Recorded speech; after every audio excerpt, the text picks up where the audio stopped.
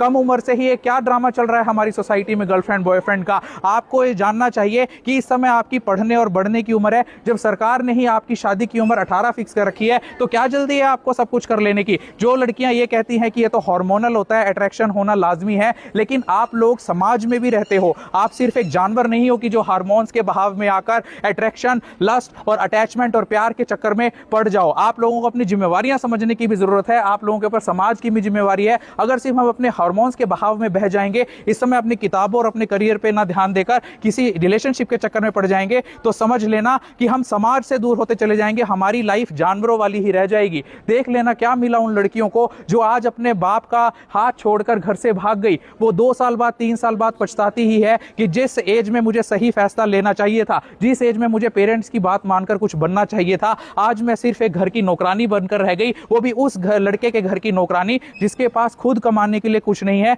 जो पंक्चर लगाता है, जो मैकेनिक है। क्या आप एक पंचर लगाने वाले से शादी करना चाहती हो? कितनी लड़कियां एक पंचर लगाने वाले से शादी करना चाहती हो?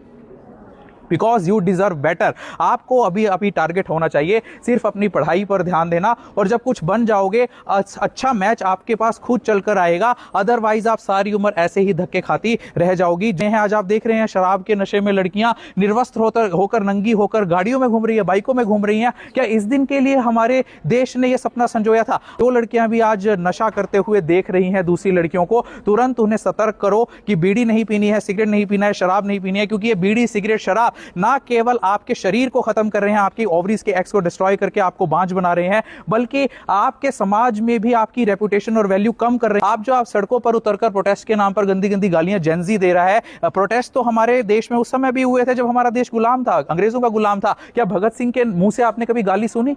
क्या लक्ष्मीबाई के मुंह से आपने कभी गाली सुनी? क्या सावित्रीबाई फुले के मुंह से आपने कभी गाली सुनी? तो आज ही छोड़ दो उन मां बहन बेटियों को गालियां देना, उनकी गालियां देना। जिस देश में बेटी बचाओ बेटी पढ़ाओ के नारे लगते हो, अगर उसी देश का छोटा बच्चा से लेकर बड़ा बुजुर्ग मां बहन और बेटी के नाम पर गालियां दे रहा है, तो धिकार है ऐसे नारे पर, और धिकार है उस बेटी मां और बहन के सम्मान पर जिसकी झूठी कस्में हम रोज खाते हैं। रक्षाबंधन के नाम पर जिसकी हम राखी अपनी कलाई पर बंधवाते हैं, अगर हमें वही बहन मां और बेटी की गालियां रोज देनी है, हर रोज देनी है, चाहे एक छोटा बच्चा हो या टीवी पर डिबेट पर बैठा हुआ एक नेता हो। छोड़ दो आज सभी उन मोबाइल फोनों को जो तुम्हें गंदी आदतें सिखा रही हैं, उन सभी फिल्मों को जो तुम्हें गालियां सिखा रही हैं, जो अपने पेरेंट्स की डिसरिस्पेक्ट करना सिखा रही हैं, और साथ में तुम्हें इस बात का बढ़ावा दे रही है कि असली फ्रीडम आपकी कम कपड़े पहनने में है। असली फ्रीडम आपकी कम कपड़े पहनने में नहीं है। असली फ्रीडम गर्भ निरोधक गोलियां खाने में नहीं है। असली फ्रीडम किसी लड़के के साथ भाग जाना नहीं है या सड़क पर नंगा होना नहीं है। असली फ्रीडम है अपने हकों को जानना, अपने हाथों की किताबों को थामना और कुछ बनकर दिखाना।